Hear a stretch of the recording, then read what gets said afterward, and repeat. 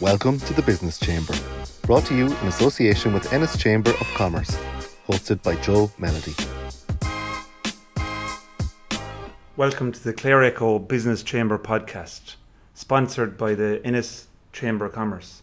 I'm your host, Joe Melody, and today I'm sitting down with well-known hotelier Allen Flynn, owner of the Old Ground as well as other hotels in the Flynn Group Hotel, former president of Ennis Chamber of Commerce, director of many acclaimed plays with Ennis Players Groups, very involved in the arts. Allen, welcome to the podcast and thank you for welcoming us to the Old Ground Hotel. Well, you're very welcome today, Joseph, on this magnificent day outside. It's lovely to have you, and it's very nice to be here. Thanks, Allen. Allen, we're in a great setting and it's so historic, and I feel at times that when you're in somewhere like this and I meet somebody like you, I can't seem to disentangle the person from the place. And very much to me it feels like that. I know you're here a long time. But question to start off with is really, why hospitality? You had other options. You were in New York happily up until 1995, I think, working with PwC as an accountant. And seemingly you loved New York, still do, still frequent it. You have a brother I know who's a horse breeder and a dairy farmer. Was there ever a temptation to go in a different direction in life?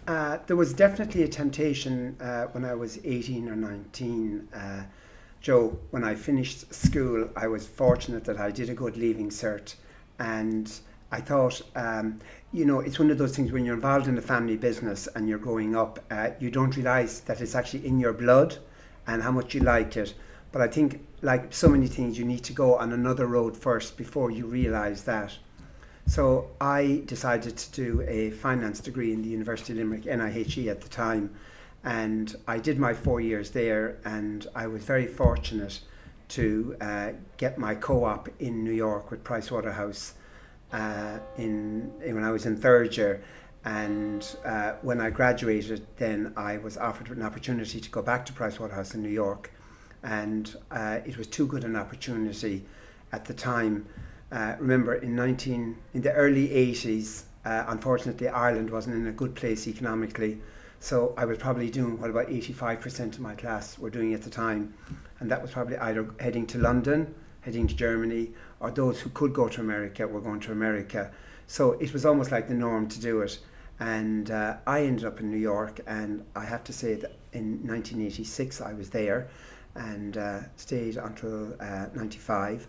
And it was an absolutely wonderful experience. And I had come home the year before that. Initially, I had thought about, my family had just started a new hotel in Dungarvan, and I took some time out to help them with that. And I suppose it kind of bred into me then that maybe the lure of the hospitality industry was started to creep into me. And I had a number of friends who were visiting from America, and they contacted me and they said that they would meet me in Doolin, and I said great. I was at home living in Dungarvan at the time, and I decided to come up and meet them. And as I was driving through Ennis, I remembered the Old Ground Hotel, and the reason I remembered it is because it was almost, I think, maybe 15 or 20 years at that stage since I had first been here. And I drove through Ennis and I said, I must go and look at that hotel that I had been to with my mother as I said, in the early 80s. And I came to visit the hotel. And as I drove through the Ivy, actually very similar to this time of the year, late June, and I saw this ivy-clad hotel in the middle of a town with a beautiful garden. And I thought, my God, it is as beautiful as ever, and what a magnificent place. And I walked into the hotel, had a walk around, and again fell very much for the charm of the hotel. And I was just here to visit, and went to visit my friends in Doolin that weekend, spent the weekends with them, and went back to Dungarvan thinking nothing, and picked up the Independent Property Supplement, I think 2 weeks later, and what happened to be on the front page, for sale, only the Old Ground Hotel in Ennis. And maybe in some ways I always took that as a sign. And that was in June, and I ended up then in September being successful in purchasing the hotel, and ended up the first week in September 1995, which will be 30 years this year. And was it really hard to transition? You know, you were in hospitality already, but you're at the other side of the province, coming from Waterford. I know you'd been in America. Was it hard to settle down here and feel like you're so embedded in the town now? It's almost like we always had you.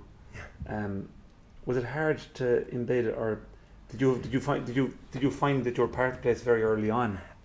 Yeah, well, what I certainly would find from a business background, I think just doing a business degree and then going to work for a company like Price Waterhouse in New York, I was very much in the auditing section, and it clears you to have a very methodical mind about things. Mm-hmm. So from a business point of view, it was the best training I could ever have asked for, because it allows you to look when you have a situation that you look, or you have a problem. It gives you the mindset to look at all the alternatives, decide on the best one, and then go with that. So from that point of view, I would say I had a good mind for business, whether I was going to stay in auditing or in hospitality, which came to me in the end. But the difference with a business like this is that I had, from the moment I walked into the hotel, I had a great love for the hotel, and I was very aware how much the people of Ennis had a great love for the hotel. So in many ways, I felt as though I was almost like a custodian for the hotel, for the people of Ennis. And once they saw that there was somebody here who was willing to think like that, and I very much was aware that I wanted to be part of the community as well, and how important it was for the hotel to be part of the community. So that would have always been my focus. Isn't it very different? I had a friend lately, and he inherited a farm from his father, and he said that he always felt his goal was to inherit the farm, get the farm. But he feels now that he has it, like you said, he's a custodian. He doesn't feel like he owns the place. Yeah. And I always get this sense with the way, when you have done any modernisation in the hotel or anything, the one word I would think of when I look at what you've done over the years in terms of renovations or anything, sympathetic. Everything you've done has been sympathetic with the past. Yeah. And you haven't lost that. Yeah. Well, thank you for that. Going forward, like in the hotel industry, is that a big point of difference, having an independently owned, family owned hotel that isn't gone down the road of a lot of the larger international hotel groups? Do you feel like you've something very different to offer? Yes, most definitely. I feel we have very much a bespoke product, and certainly with the hotel, as I said, the Old Ground Hotel was opened up in 1895. So that's 130 years ago. So when you're dealing with 130 years of history, you have to be very sympathetic to what you have. And I would have always been aware of that. There's nothing that was ever done in this hotel that I didn't do because I felt as though it was the right thing for the Old Ground. And as you say, Joseph, I get to travel quite a bit, and you see so many of these, as I would call, generic modern hotels. And they do serve their purpose. A lot of them do very well. But there is certainly a very big market for a bespoke property as well.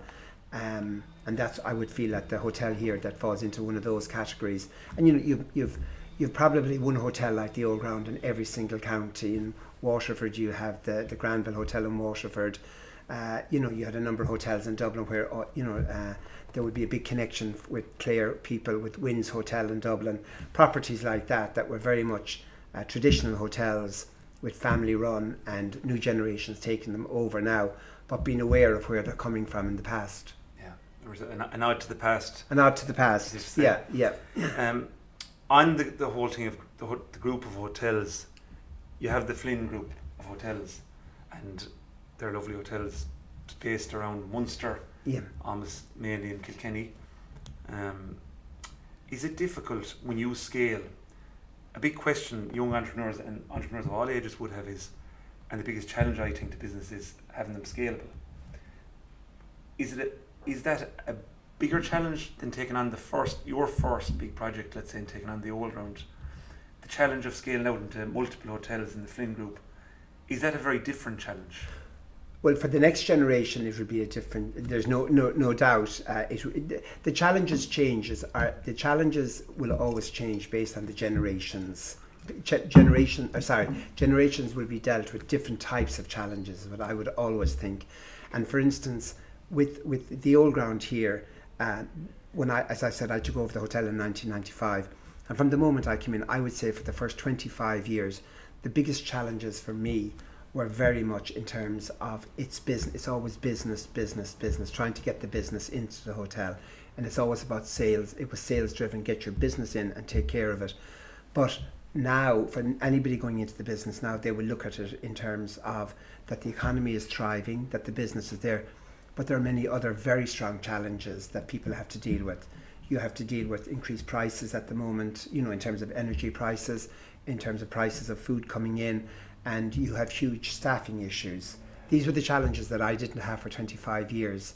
So from that point of view, it's very different there. And when you try to scale up,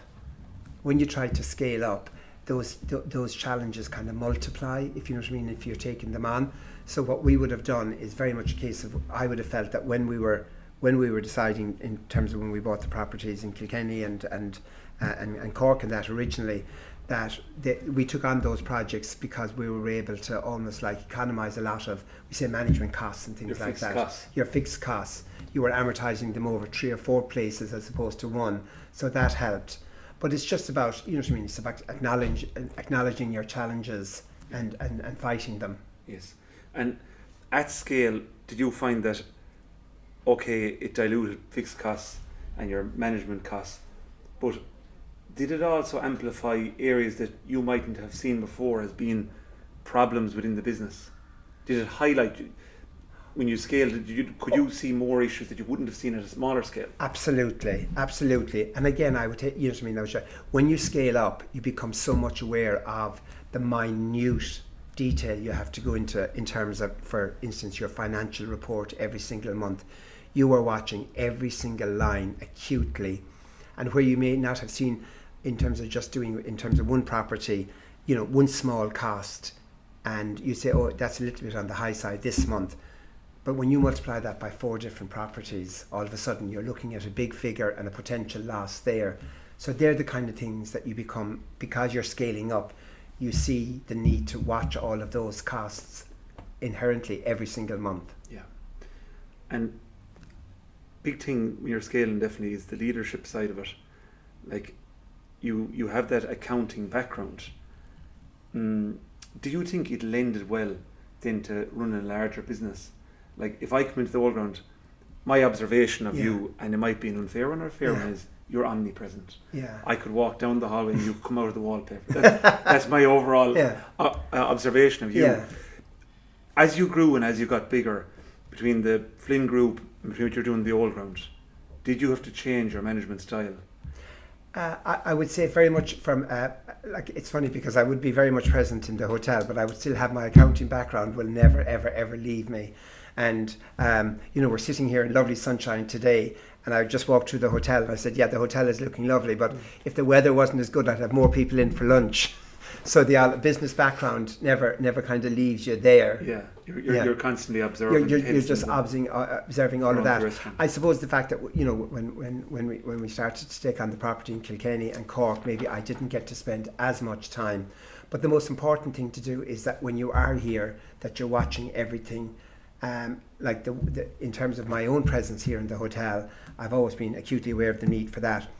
But I can't sit here and talk to you about the Old Ground Hotel and not talk about the fact that I have had probably the greatest staff that you could have ever asked for in any hotel. And I'm sitting here 29 years and I could still count almost 6 staff that have been with, probably 10 staff that have been with me 25 years, and certainly at a management level as well. Mary Leeson has been with me as general manager for I think 27 now. The head chef Freddie has been with me 25. Quite a number of the staff have been here, and it is the most wonderful thing I can say is that I feel as though they take care of the property as much as I do.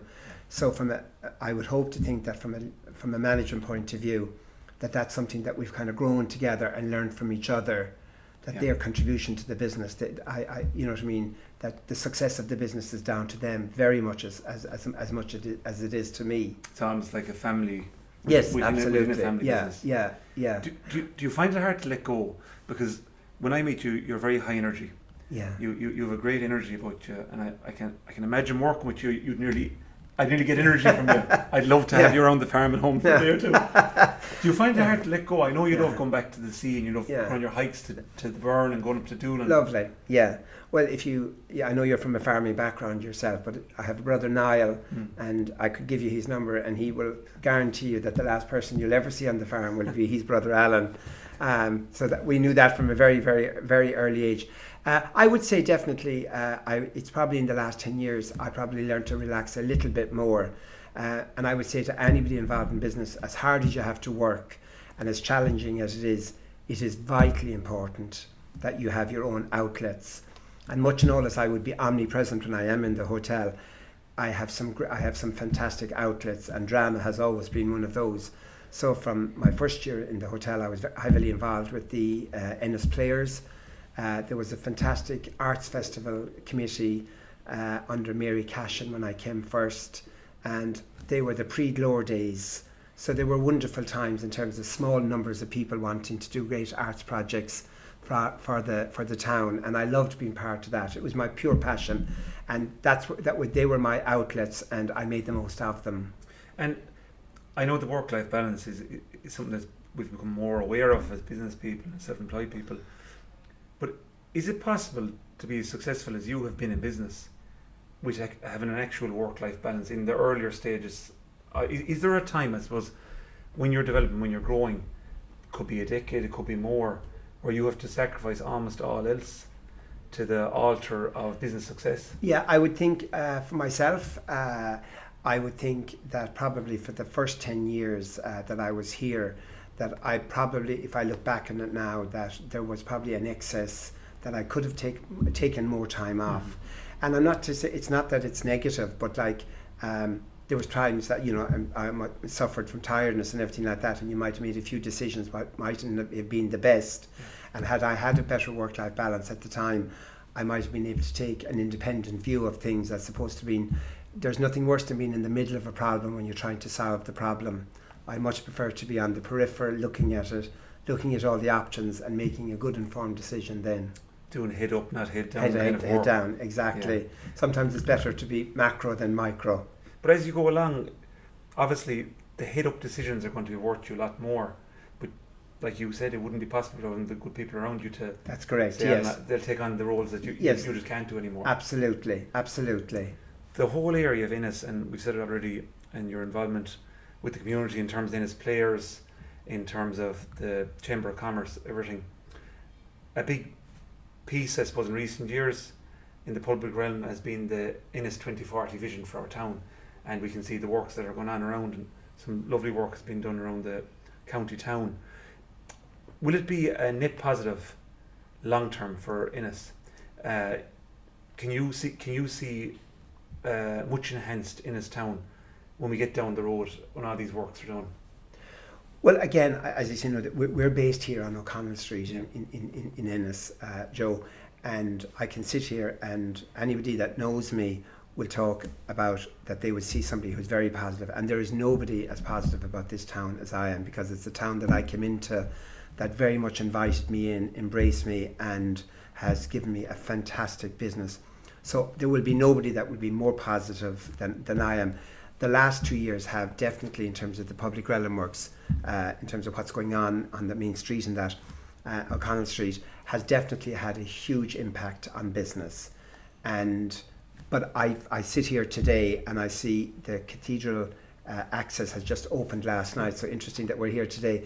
So now you can now drive up Station Road here and drive around by the cathedral. And it's the first step in the reopening of the public realm works. And I do feel as though that's going to give a lovely feeling to the town. And I think we have been through a huge amount of pain, but I do think that the future is very bright in terms of what we're going to be able to offer as a town. In terms of the 2040, as I say, the one thing about the town is that we need to see progression. We can't stand alone. We're in between two cities. We have Galway to the north, we have Limerick to the south. We're in many ways, we're in a very strong position, but in another way we can be seen in a very negative position. because in terms of people can get into their car, they can drive to different places. But what we have to focus in on here in Ennis is that we have to focus in on the bespoke and the uniqueness of what we have to offer. And I do think in terms of the public realm works, that is only going to enhance that. In terms of the 2040, I'm sitting here with you today, and there is nobody like myself that I will now drive down Station Road, take a left, and to drive down and to see the new library that we've been provided with.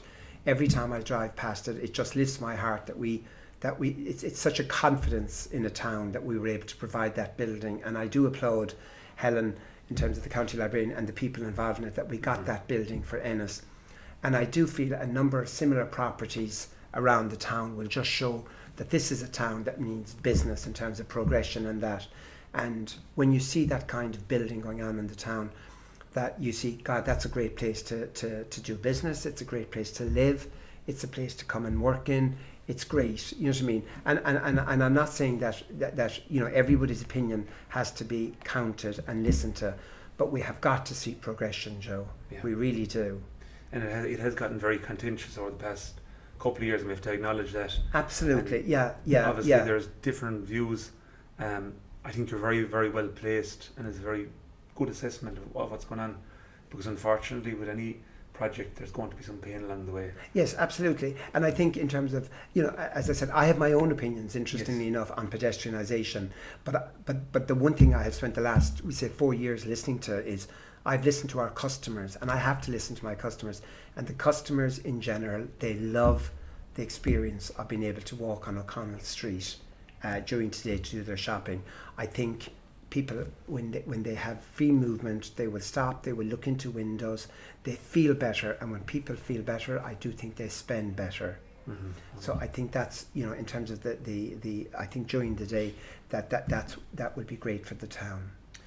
When you look at the future, I won't say legacy, I'm very interested in legacy in business, because I think whatever business you're in, you have to look towards a long-term vision. When you look towards the future, it's very hard to see the future of Ennis and the future of the Old Ground separate.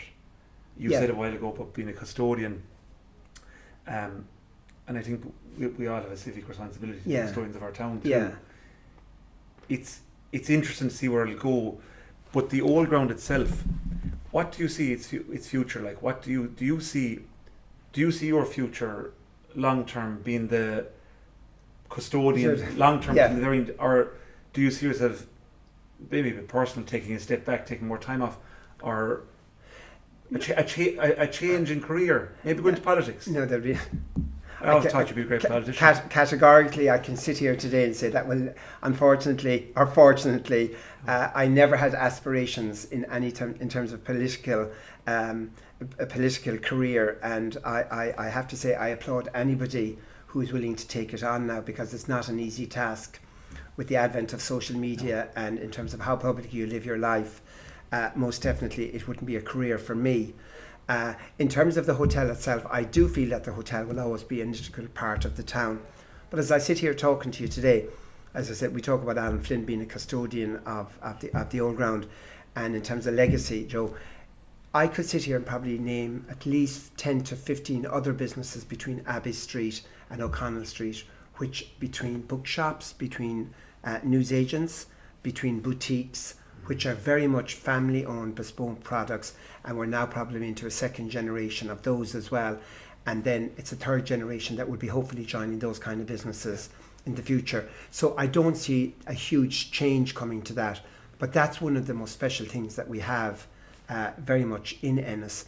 When people come to stay here, it's completely what they talk about is that when we have our main street, we have Abbey Street, we have O'Connell Street, we now have Parnell Street and up, that probably the amount of non-high street shops that we have, and we have bespoke, as I said, boutiques, different shoe shops, kids, clothes, everything like that.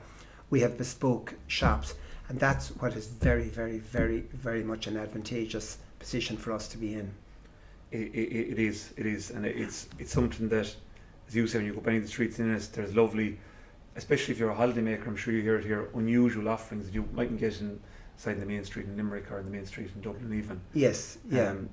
You've an eye for business. you always have. You have a lot of experience in business. Just back to the young entrepreneur starting out, or someone who might be business minded. Do you think there's a lot of opportunities in this country, in Ireland, going forward, for somebody who might want to start out as a self-employed or to start a small business? Are the opportunities? I feel we've great opportunities in Ireland. Yeah. But I think maybe we're not the most entrepreneurial society, most open to entrepreneurialism. Yeah. Do you feel that there's opportunities there? If you were starting out again, I suppose the question is, what would you like to go into? What big opportunity do you see?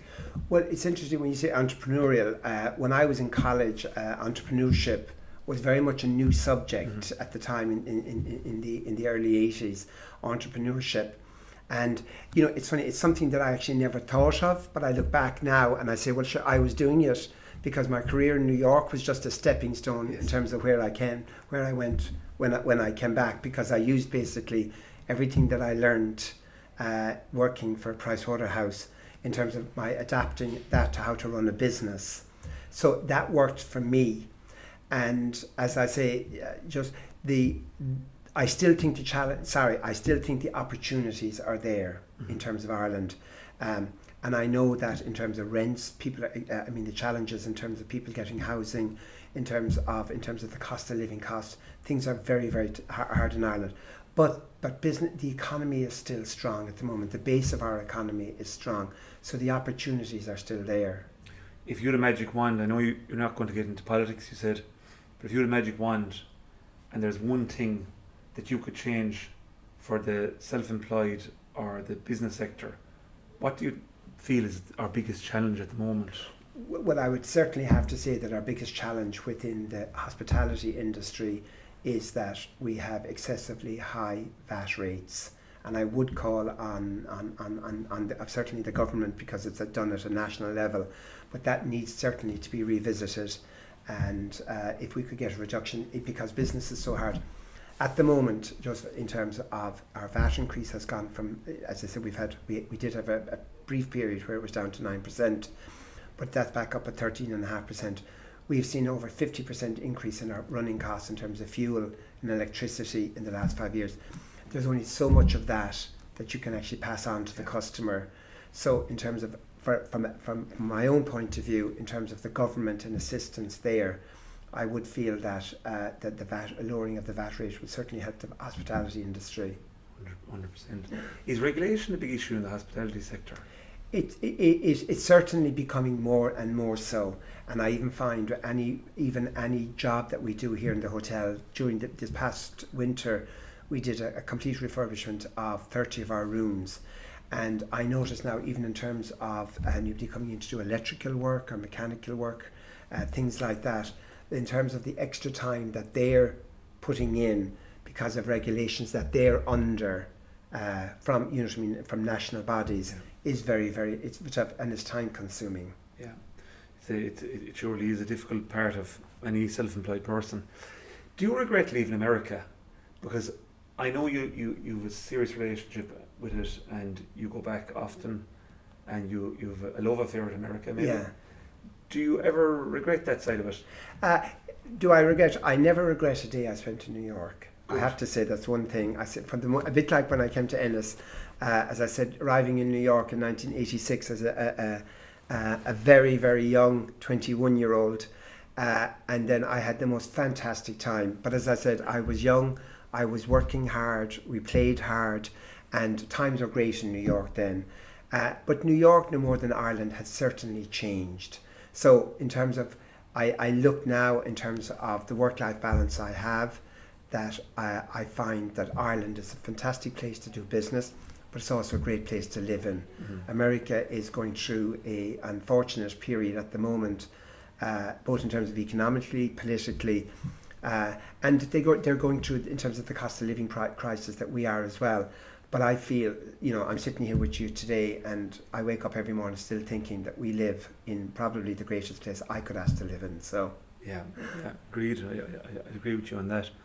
Your involvement in the Ennis Players and the arts, even going around the hotel, whether it's the town hall or whether it's down around the lobby area, you have some lovely pieces of art around. Do you think that artistic side of you very much informed your professional life? in terms of just the finishing touches, the detail that you have in the finishes in the rooms, even like the Brendan O'Regan here. Yeah, interestingly, I feel as though that probably comes from that side of me. Definitely comes from my mother.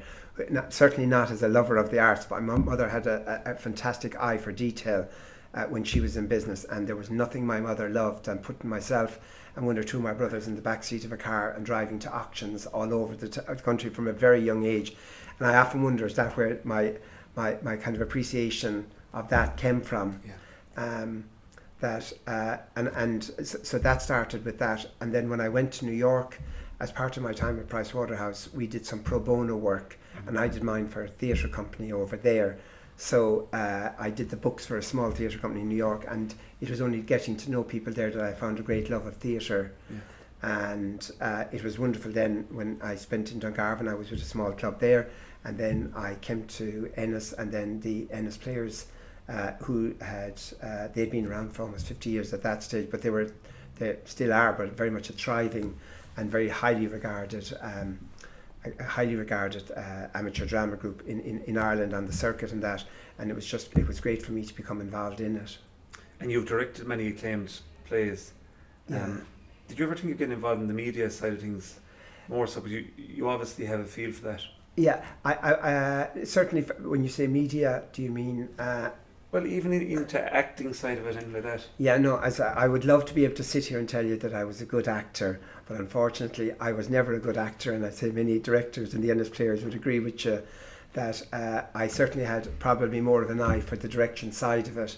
And funnily enough, I would have preferred the in many ways. I would love to be a good actor in terms of I always loved it, but unfortunately, my talent, if I had any, was certainly much more in the direction side of it. And as I said, we've had great successes with the Ennis Players down throughout the years. So fantastic. And the horse racing is still a very big part of the Flynn family overall. No more so than yourself. You've had a good lot of successes and good days away in Cheltenham. A great, and as I said, my brother Niall, who is the stalwart in terms of the horses and the breeding side of it, Niall would say that what Niall would say is that it's great that he has brothers who have a great outlet in something like racing, but it's also great as a family to be recognised in something like it's very good for business, is what I would say. Even though we had a huge love for the racing side of it and the horses side of it, it was great for business as well in terms of an affinity towards that. There's a big overlap. There's a big overlap with that, and as I said, we've had amazing successes over the years with the horses going back to 1977. My parents had their first winner in Cheltenham. And in 2021 we had Culreevy, who won the first mayor's chase there in Cheltenham, and they've been amazing times. But the one thing about us as a family, I can sit here and again I will tell you that some of the best days that we've had out in racing were the days that we had losers more so than winners. So we always enjoy ourselves when we're out of the races. And it's a big thing to bond over for yourself. Absolutely, and there's nothing I get more pleasure out of now is that I see, as I'm sitting here today, it's the next generation, all my nieces and nephew, and I can see them starting off where we were 30 years ago, and I can see that the relationship they're all building with each other is the cousins, and it's fantastic that they have something like that. So that's wonderful for any group. There's a great togetherness in it, definitely, the whole racing family. Alan, you're very busy. I just want to say thank you for your time. You're a very, very valued member of Clare society. You might have started out here. You've been incredibly generous with your time, and best luck in the future, whatever. Thank you very much, Robin. A pleasure to have you here today. Thank you.